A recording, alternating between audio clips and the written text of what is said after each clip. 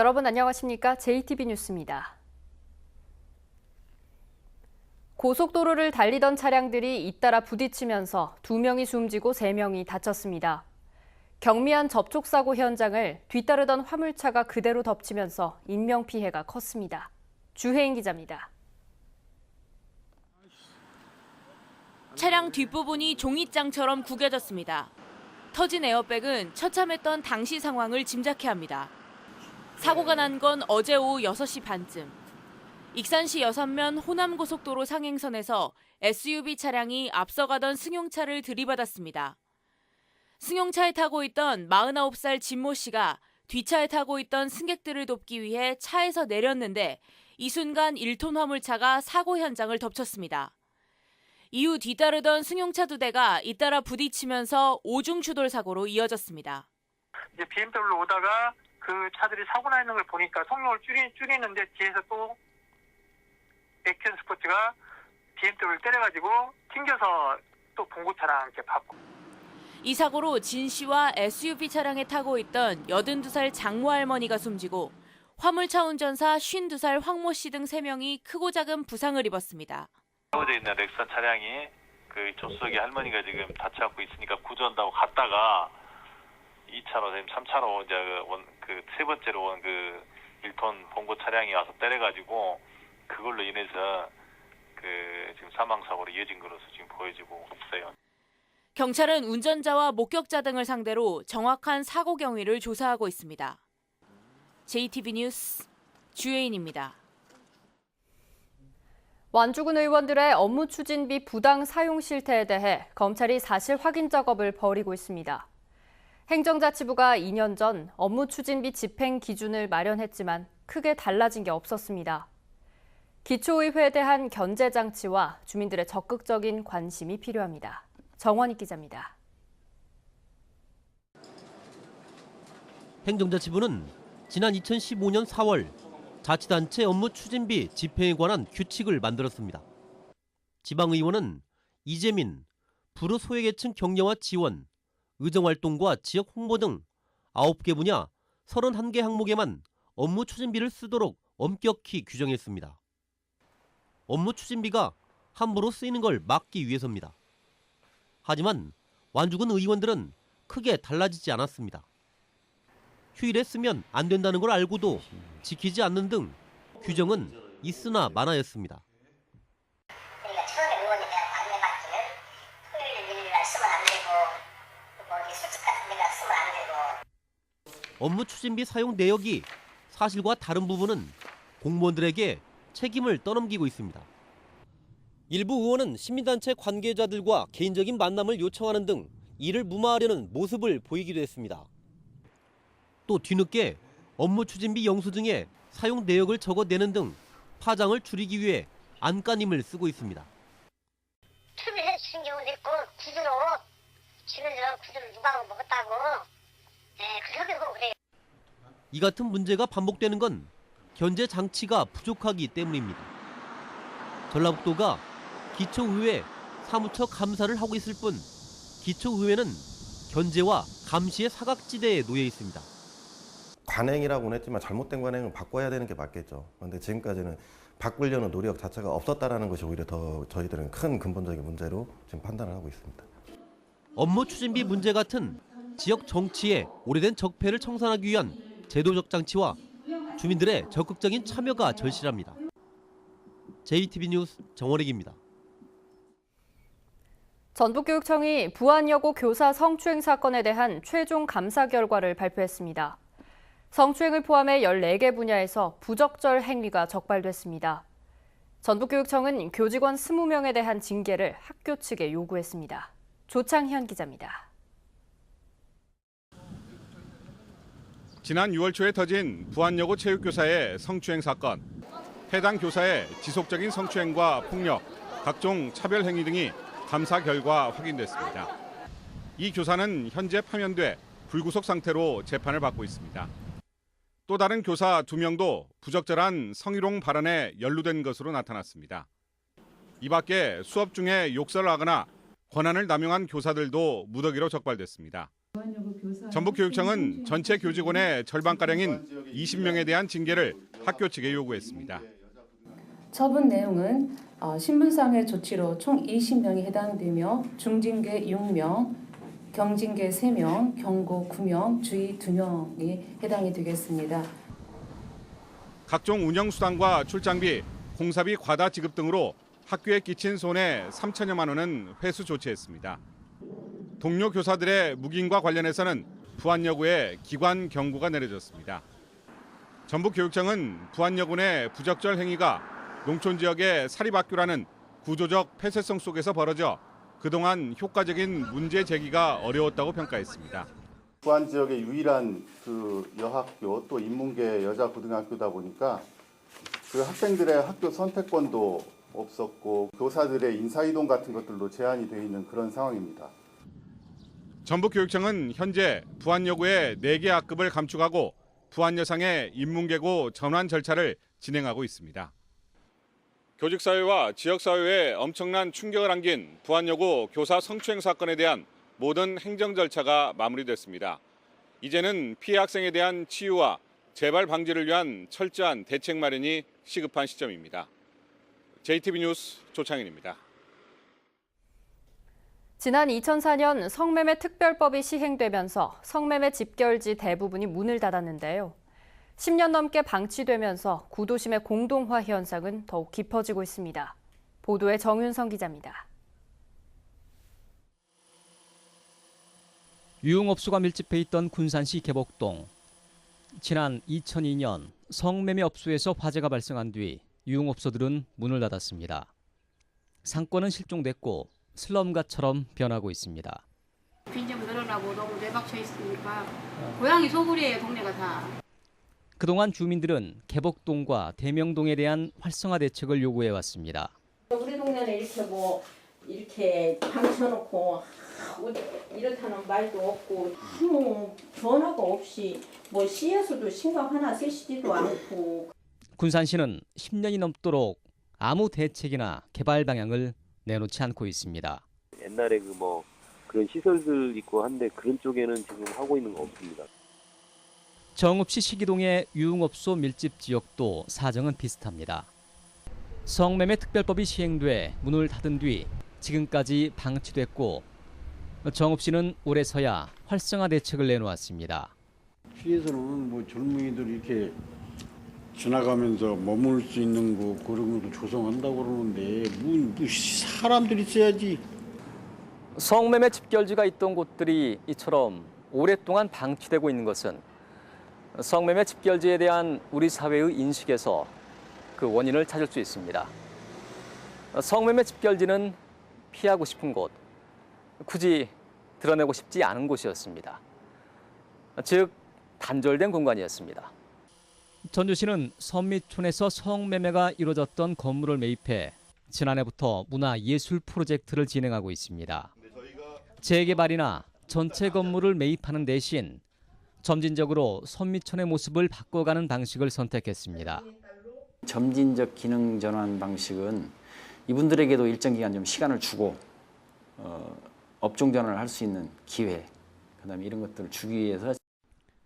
관건은 성매매 업주들과의 갈등을 어떻게 풀어가느냐, 그리고 시민들의 참여를 더 끌어낼 수 있는 안정적인 프로그램과 거점 공간을 확보하는 것입니다. JTB 뉴스 정유정입니다. 국민연금공단에 대한 국정감사가 전북 혁신도시에서 열렸습니다. 어제 국감에서는 기금운용 인력의 이탈을 두고 자유한국당과 국민의당 사이에 공방이 펼쳐졌습니다. 국민연금공단이 서울 사무소 개설을 계속 추진하고 있다는 지적도 나왔습니다. 송창용 기자입니다. 사실은 상임위원님들 국민연금공단에 대한 국정감사에서 자유한국당과 국민의당은 기금운용 인력의 이탈을 두고 맞붙었습니다. 자유한국당 송석준 의원과 윤종필 의원은 기금용본부가 올 초 전주로 이전한 뒤 기금운용 인력의 이탈이 평소보다 2배 이상 늘었다며 국민연금의 수익률 하락이 우려된다고 주장했습니다.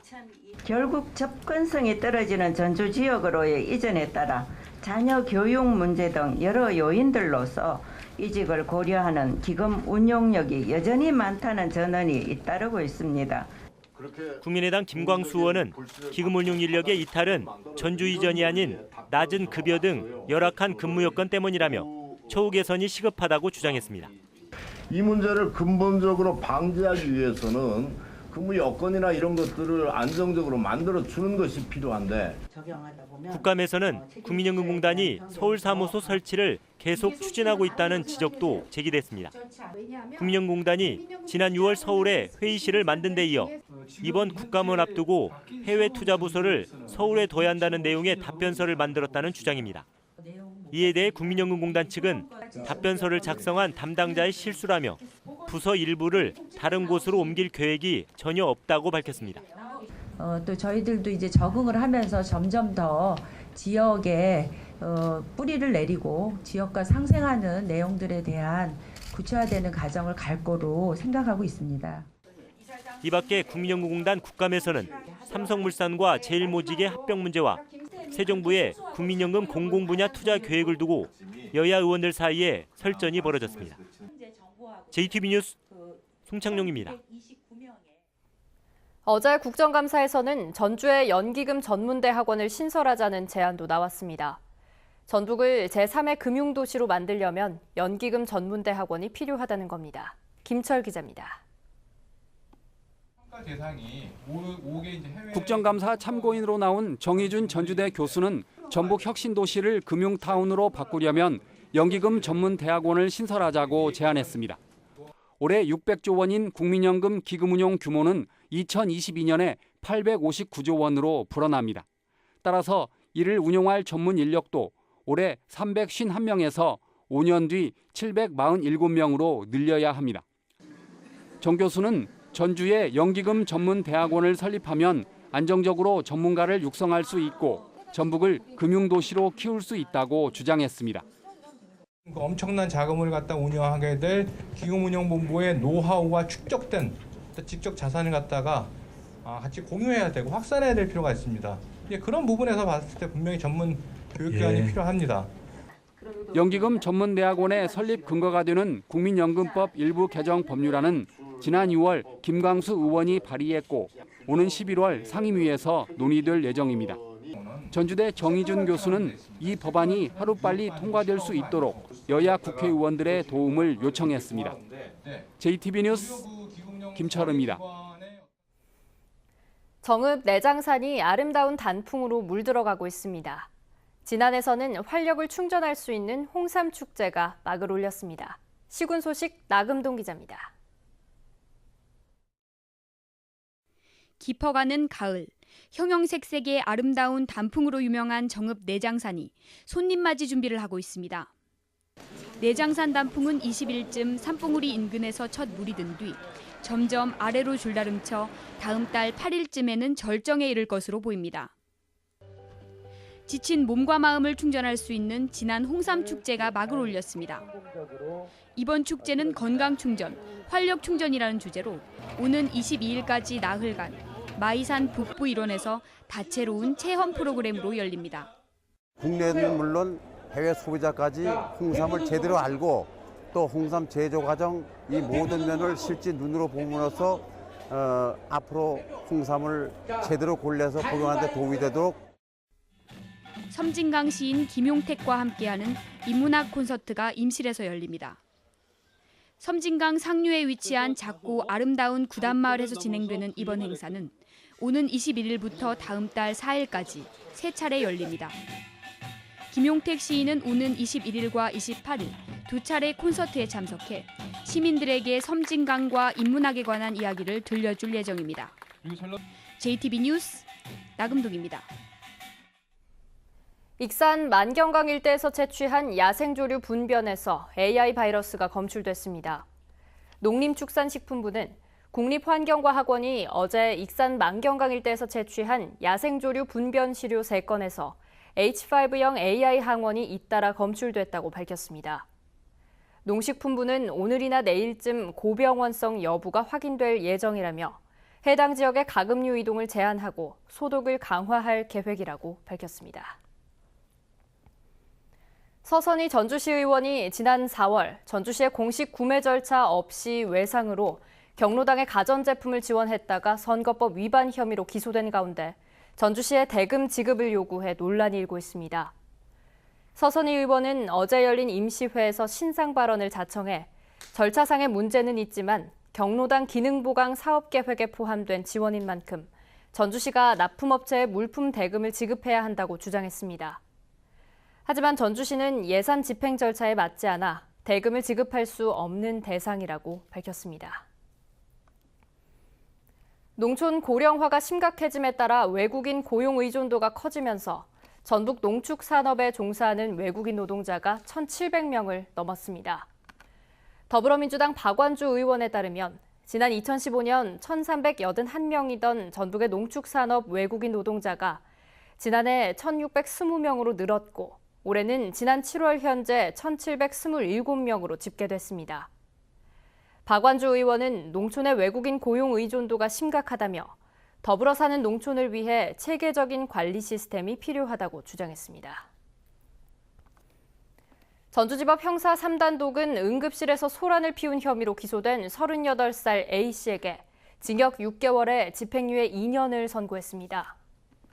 A씨는 지난 7월 손목을 자해해 전주의 한 종합병원 응급실로 실려온 뒤 의사에게 욕설을 퍼붓고 의료용 카트를 발로 차 넘어뜨리는 등 10여 분간 난동을 부린 혐의로 기소됐습니다. 전주지법 남원지원은 위계에 의한 공무집행 방해 혐의로 기소된 공회장인 A씨 등 2명에 대한 1심 선고 공판에서 각각 벌금 500만 원을 선고했습니다. 공예 분야 장인인 A씨는 지난 2015년 문양을 도안해 작업한 공예품을 제자인 B씨에게 건네고 B씨는 이 작품에 오치를 한 뒤 공예품 대전에 출품해 대상을 받은 혐의로 기소됐습니다. 오늘은 대체로 맑겠습니다. 낮 최고 기온은 전주 23도 등 20도에서 23도로 어제와 비슷하겠습니다. 미세먼지 농도는 좋음 수준으로 예보됐습니다. 주말인 내일도 맑다가 오후 들어 구름이 많아지겠습니다. 당분간 비 소식 없이 대체로 맑고 일교차가 10도 이상 크게 벌어져 건강관리에 유의가 필요합니다.